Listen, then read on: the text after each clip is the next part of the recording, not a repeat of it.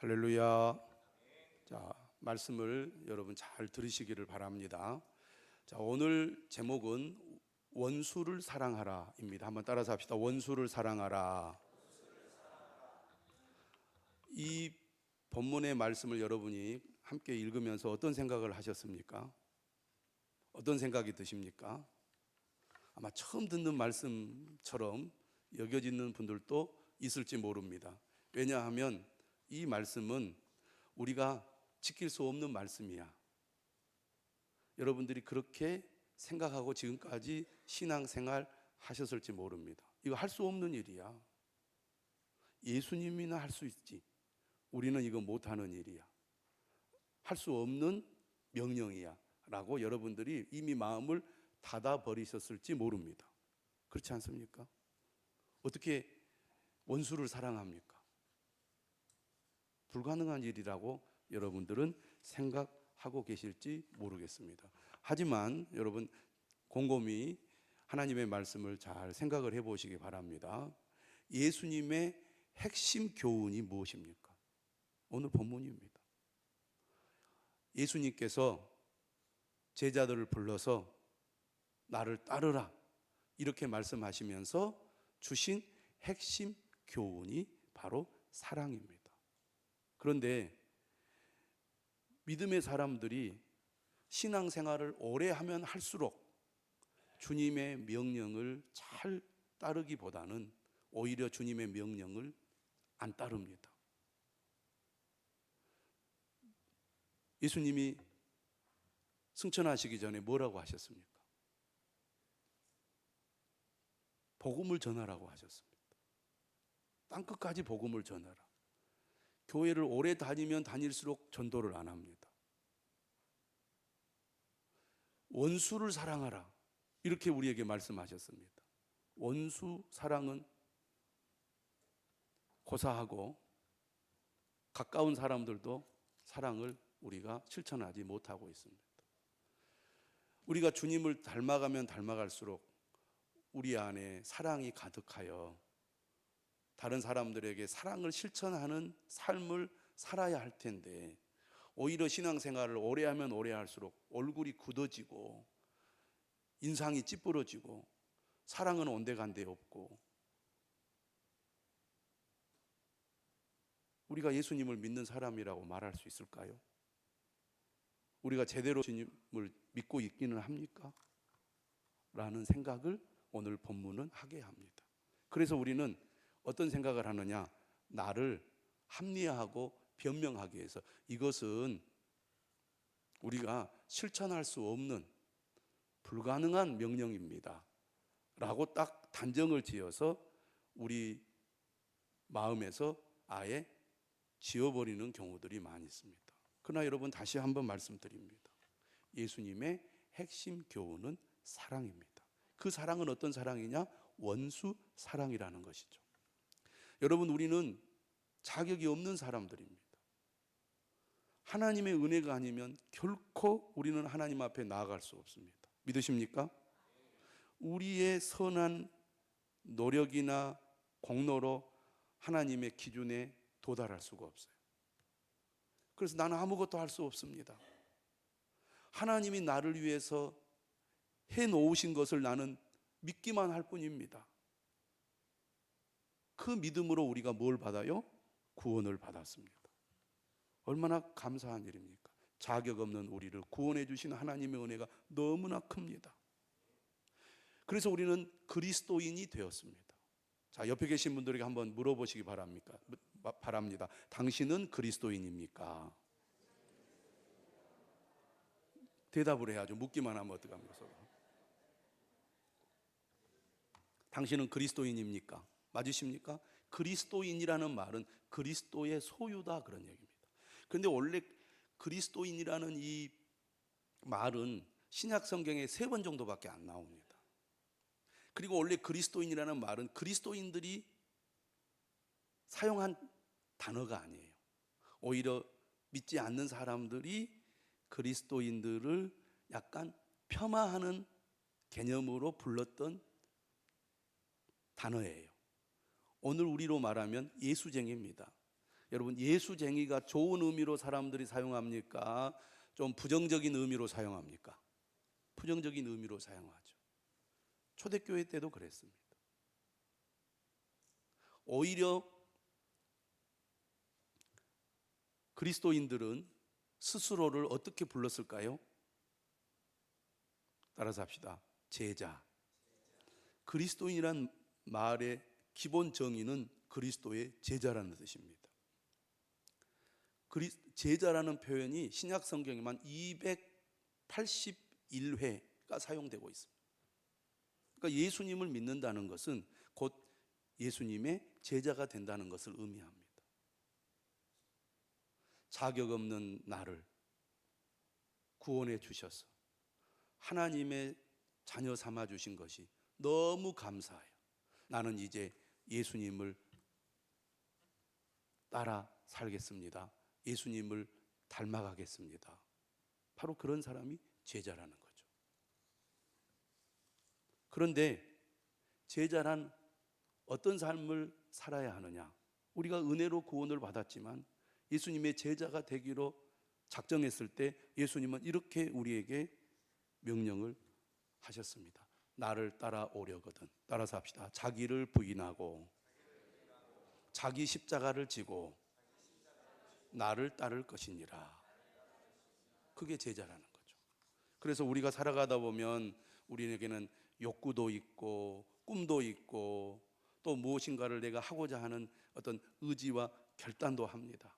그런데 이러한 우리의 욕구나 그리고 꿈이나 우리의 결정이 주님의 뜻과 상충을 한다면, 주님의 뜻과 부딪힌다면 내 생각을 버리는 거죠. 내 꿈을 버리는 것입니다. 내 욕구를 버리는 것입니다. 독일의 순교자인 보네포 목사님이 나를 따르라는 책에서 이렇게 얘기했습니다. 예수님께서 나를 따르라고 하신 것은 내게로 와서 죽으라 그런 말이라는 거예요. 예수님께서 나를 따르라, 내게로 오라, 그 말은 내게로 와서 죽어라 그런 얘기입니다. 근데 왜 우리가 주님의 제자로서 살아가는데 어려움을 겪느냐? 안 죽기 때문에 그렇습니다. 내가 죽으면 되거든요. 그런데 그것이 어려운 일이라고 생각을 합니다. 하지만 여러분, 우리가 그렇게 할 수 있다고 믿으시기를 바랍니다. 왜냐하면 우리 안에 성령님이 계시기 때문입니다. 우리 안에 계신 성령님이 우리와 함께 하시고 우리를 인도하시면 우리는 주님을 따르는 제자로 살아갈 수가 있고 주님을 닮아갈 수 있다는 말씀입니다. 여러분, 우리가 왜 기도합니까? 왜 예배합니까? 하나님, 내가 주님의 제자로 주님을 닮아가기를 원합니다. 오늘도 내게 힘을 주시옵소서. 오늘도 내게 능력을 주셔서 주님의 제자로 살아갈 수 있도록 도와주시옵소서. 그렇게 우리가 주님의 도우심을 구하기 위하여 이 자리에 나온 겁니다. 그래서 우리는 내 힘으로는 할 수 없으나 내 안에 계신 성령님이 나와 함께 하시면 할 수 있습니다. 해보겠습니다. 주님이 도와주실 줄 믿습니다.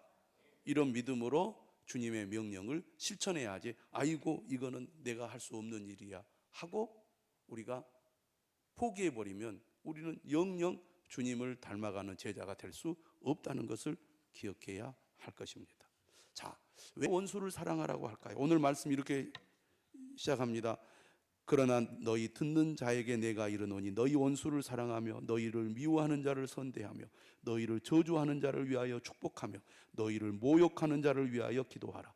너의 이 뺨을 치는 자에게 저 뺨도 돌려대며 내 겉옷을 빼앗는 자에게 속옷도 거절하지 말라. 이 말씀이 제일 유명하죠. 이 뺨을 탁 치면 저 뺨도 대서 치게 하라는 거죠.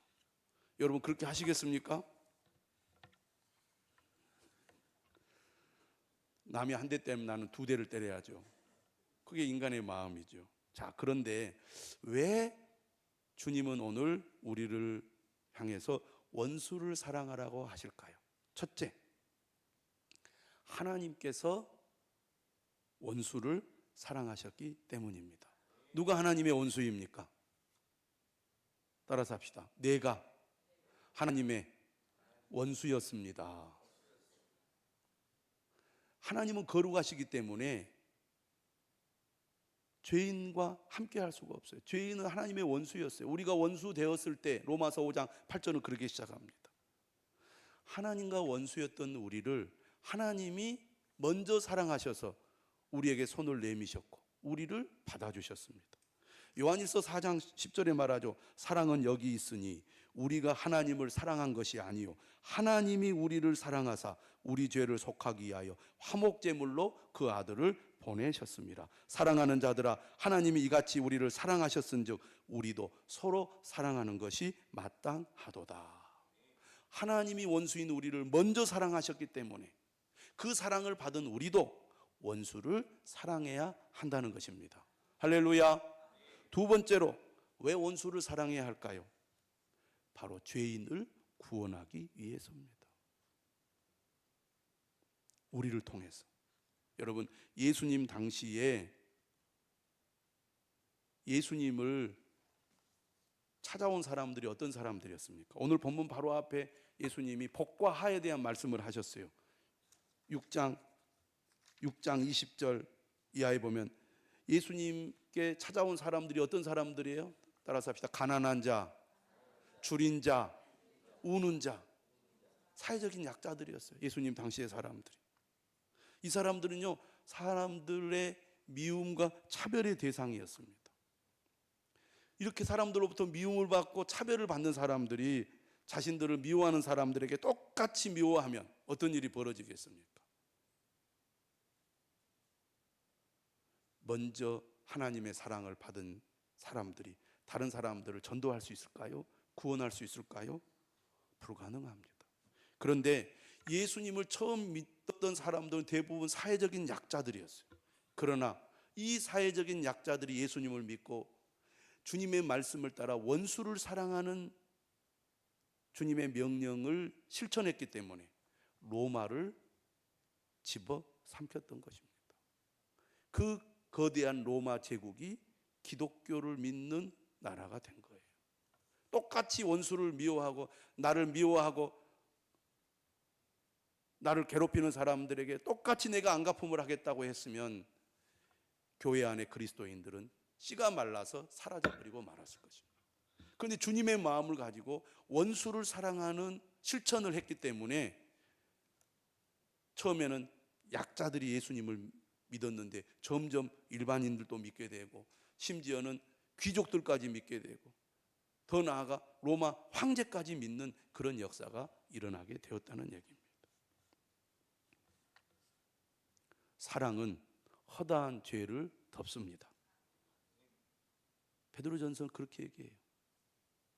세상은 늘 미워하고 싸우고 갈등하고 증오하는 사람들로 가득 차 있습니다. 여러분, 갈수록 인간의 지식, 인간의 능력은 발전하고 인간의 삶의 환경은 좋아지는데 오늘 우리가 사는 이 세상이 천국처럼 살기 좋은 세상입니까? 예나 지금이나 여전히 불안하고 위험하고 늘 죽이고 괴롭히고 고통이 가득한 세상 아닙니까? 왜? 사랑은 없고 오직 이기적인 마음으로 자기의 욕심만을 추구하다 보니 옛날보다 훨씬 자원도 풍부해지고 물질적으로도 번영한 그런 이 글로벌 시대를 살고 있지만 여전히 전쟁, 갈등 그리고 고통은 끊이지 않고 있다는 것입니다. 사랑이 없는 세상은 이처럼 불행한 거예요. 세 번째, 왜 원수를 사랑하라고 하실까요? 그것은 바로 복 있는 삶의 비결이기 때문입니다. 예수님께서 누가복음 6장 20절 이하에서 이렇게 말합니다. 너희 가난한 자는 복이 있나니 하나님의 나라가 너희 것이며 지금 줄인 자가 복이 있나니 너희가 배부름을 얻을 것이며 지금 우는 자는 복이 있나니 너희가 웃을 것이며. 진짜 우리가 복 있는 삶을 사는 비결은 어디에 있느냐? 주님의 명령을 따라 사랑할 때 복 있는 삶이 되는 줄 믿으시기를 바랍니다. 원수를 사랑할 때 우리의 마음이 지옥에서 천국으로 바뀌는 것입니다. 여러분, 우리가 살아가면서 가장 우리를 힘들게 하는 게 무엇일까요? 어떻게 보면 그것은 관계에서는 오는 어려움입니다. 직장 생활 왜 힘듭니까? 일이 어려워서 힘든 경우도 있겠지만 대부분 관계에서 오는 어려움 때문에 힘이 들어요. 관계에서 오는 어려움. 자, 오늘 이 본문을 우리에게 적용해서 여러분, 누가 나의 원수입니까? 누가 우리의 원수입니까? 누가 나를 괴롭히고 나를 불편하게 하고 나와 갈등을 일으키고 나를 힘들게 합니까? 어떻게 보면 모르는 사람이 아닙니다. 내가 아는 사람들이에요. 가깝게는 어디에 원수가 있습니까? 우리의 가정에 있습니다. 여러분의 남편이, 여러분의 아내가 원수일 수 있어요. 같이 오래 살다 보면 갈등이 생깁니다. 미운 감정이 생겨요. 그래서 미워하는 마음, 미워하는 행동을 표출하게 되어 있습니다. 그러면 얼마나 힘이 듭니까, 삶이? 부부간에 서로 원수처럼 사는 것처럼 불행한 일이 어디 있고 지옥이 어디 있겠습니까? 또 우리가 살다 보면 이제 친척들, 형제들 만나게 되어 있습니다. 그들과의 관계를 우리가 무시하지 못해요. 그런데 여러분, 형제나 친척이 여러분들의 원수와 같다면 여러분, 명절 때마다 집안일이 있을 때마다 얼마나 괴롭습니까? 만나기도 싫고 가기도 싫어요.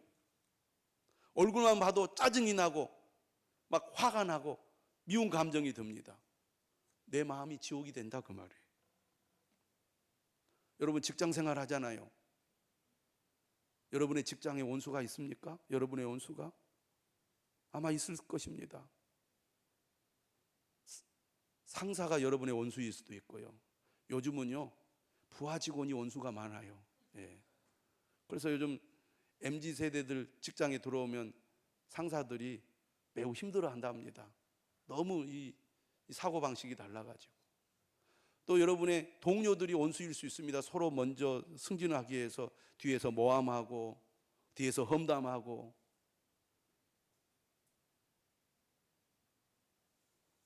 그런 사람들이 내 삶의 주변에 늘 있어요. 얼마나 힘이 듭니까? 얼마나 괴롭습니까? 직장에 가는 것이, 아침에 출근할 때 즐겁게 가야 되는데 아침에 일어나서 직장에 가려고 하면 마음이 편하지 않아요. 여러분, 이웃 사람들이 여러분의 원수일 수도 있습니다. 심지어는 교회 안에도 원수가 있습니다.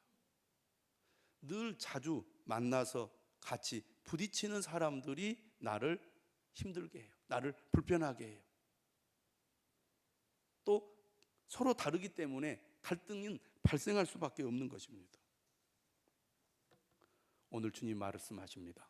원수를 사랑하라. 원수를 사랑할 때 내 마음에 평안이 올 줄로 믿으시기를 바랍니다. 그래서요, 여러분, 누가 여러분을 미워하잖아요. 원수가 누굽니까? 여기 보면은 미워하는 자, 나를 미워하는 자, 나를 저주하는 자, 나를 모욕하는 자, 나의 뺨을 치는 자, 나의 겉옷을 빼앗는 자, 내 것을 가져가는 자가 원수예요, 사실. 가까이 있는 사람들이 나를 이렇게 힘들게 합니다. 그런데요, 마음으로 미워하면서 함께 생활하면 얼마나 힘이 들겠습니까? 그래서 주님은 오히려 더 적극적으로, 더 넓은 마음으로 오히려 그런 사람들에게 사랑을 실천하라. 그러면 너의 마음에 천국이 올 것이다. 진짜 복 있는 사람이 될 것이다. 말씀하십니다. 할렐루야. 그래서 너희를 미워하는 자를 선대하라고 말합니다. 선대하는 것은 그 사람에게 선을 베풀라는 거예요. 막 나를 괴롭혀. 말로 괴롭히고 행동으로 괴롭히고. 그러면 여러분, 오히려 맛있는 것을 해서 드리십시오. 미운 자식 뭐 하나 더 준다고요? 떡 하나 더 준다고. 막 미운 마음이 들수록 여러분, 선물을 막 드려보십시오. 같이 밥 먹으려고 하면 소화가 안 되니까 밥은 먹지 마시고 선물을 드리거나 좋은 것을 해서 막 갖다 줘요. 일부러. 예. 그리고 뭐라고 말했습니까? 저주하는 자, 모욕하는 자, 이건 정말 언어폭력입니다. 꼭 말로 찍는 사람들이 있어요. 집사님, 오늘 화장이 잘 안 받았네요. 오늘 옷이 밸런스가 안 맞는 것 같아요. 본인이 생각할 때 안 맞으면 가만히 있으면 되지 꼭 그걸 말로 할 필요가 있습니까? 그러면 여러분 또 그러는 거죠. 어머 집사님 헤어가 오늘 엉망이야. 오히려 여러분은 뭐라 그랬어요? 축복하라 하잖아요. 아이고 집사님 오늘 얼굴이 빛이 나십니다. 속으로는 부글부글해도 말로 그렇게 축복하면요 내 마음도 변하는 거예요. 할렐루야. 너희를 모욕하는 자를 위하여 기도하라. 정말 그 사람이 나를 너무 괴롭혀. 그러면 일부러 그 사람을 위해서 기도해야 됩니다. 하나님, 아무개가 나를 정말 힘들게 하고 나의 자존심을 상하게 하고 나를 미워하고 나를 괴롭히는데 하나님, 그가 정말 주님의 마음으로 선을 행하고 사랑하게 해주세요. 하나님, 내가 그 사람이 정말 잘 되기를 기도합니다. 할렐루야. 이렇게 실천하라는 거죠. 왜 그렇게 하라고 말하느냐면 31절 한번 같이 읽어보겠습니다. 시작. 남에게 대접을 받고자 하는 대로 너희도 남을 대접하라. 이걸 황금률이라고 그럽니다. 마태복음에서는 7장에 나와요. 그런데 누가복음은 이 말씀에 바로 연결해서 이 말씀이 기록되어 있습니다. 여러분, 우리가 어떻습니까? 다른 사람에게 좋은 대우를 받고 싶죠. 다른 사람이 나를 축복해 주기를 바라잖아요. 다른 사람이 나를 존중해 주기를 바라지 않습니까? 그러면 먼저 내가 다른 사람을 대접하고 다른 사람을 축복하고 다른 사람을 존중하라는 것입니다. 먼저 사랑을 실천하면 하나님의 놀라운 은혜가 우리의 삶에 일어나게 될 거라는 말씀입니다. 그래서 32절 이하는 이렇게 말합니다. 너희가 만일 너희를 사랑하는 자만을 사랑하면 칭찬받을 것이 무엇이냐? 죄인들도 사랑하는 자는 사랑하느니라. 너희가 만일 선대하는 자만을 선대하면 칭찬받을 것이 무엇이냐? 죄인들도 이렇게 하느니라. 너희가 받기를 바라고 사람들에게 구워주면 칭찬받을 것이 무엇이냐? 죄인들도 그만큼 받고자 하여 죄인에게 구워주느니라. 세상 사람들도 이 정도는 한다는 것입니다. 정상적인 인간이라면. 그런데 그리스도인은 그걸 넘어서라는 얘기죠. 오직 너희는 원수를 사랑하고 선대하며 아무것도 바라지 말고 구워주라. 그리하면 너희 상이 클 것이요. 할렐루야. 그리하면 너희 상이 클 거라는 겁니다. 여러분, 하나님은 우리의 마음과 행위를 알고 계십니다. 그래서 우리가 오히려 원수를 사랑하고 선대하고 베풀기를 좋아하면 하늘의 상이 클 것이라고 약속하고 있습니다. 하나님이 복 주셔야 진짜 복 있는 사람이 됨을 믿으시기를 바랍니다. 또 지극히 높으신 이의 아들이 되리니 그는 은혜를 모르는 자와 악한 자에게도 인자하시니라. 너희 아버지의 자비로우심 같이 너희도 자비로운 자가 되라. 우리가 하나님의 은혜를 받으면 받을수록 자비로운 자가 되어서 다른 사람들에게 넓은 마음으로 품어주는 그런 사람이 되어야 할 줄로 믿습니다. 자애로운 아버지, 어머니와 같은 그런 사람이 믿음의 사람이고 믿음이 성숙한 성도입니다. 자애로운 분들은 얼굴이 자애로워요. 자애로워.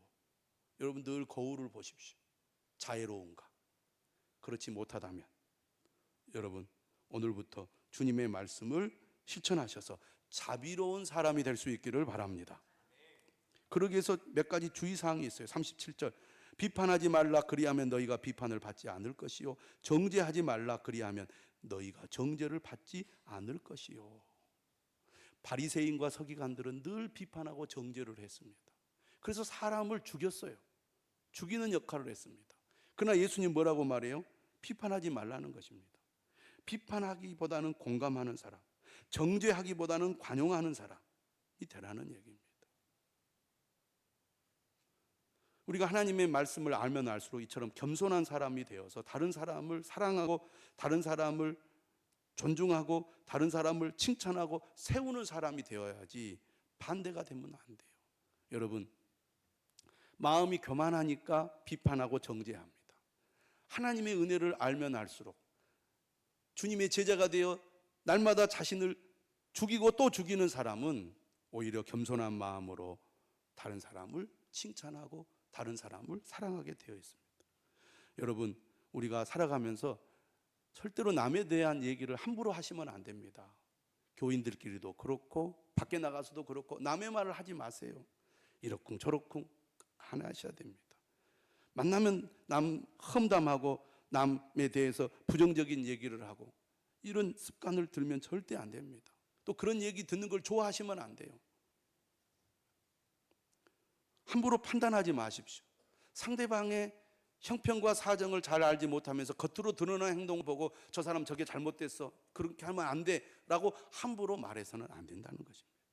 오히려 뭐라고 말합니까? 용서하라. 그리하면 너희가 용서를 받을 것이요. 적개심 대신 너그러운 마음으로 상대방을 용납하고 용서하는 사람이 되라는 것이죠. 그러면서 38절 다 같이 한번 읽어보겠습니다. 시작. 주라 그리하면 너희에게 줄 것이니 곧 후히 되어 누르고 흔들어 넘치도록 하여 너희에게 안겨주리라. 너희가 헤아리는 그 헤아림으로 너희도 헤아림을 도로 받을 것이니라. 오히려 베푸는 삶, 주는 사람이 되라는 겁니다. 사랑을 주시기 바랍니다. 오히려 더욱 선대하시기를 바랍니다. 축복하고 기도하는 사람이 되시기를 바랍니다. 베푸는 사람이 되십시오. 그럴 때 하나님의 복이 여러분의 삶에, 여러분의 가정에, 여러분의 자녀들에게 흘러넘치게 될 줄로 믿습니다. 찬송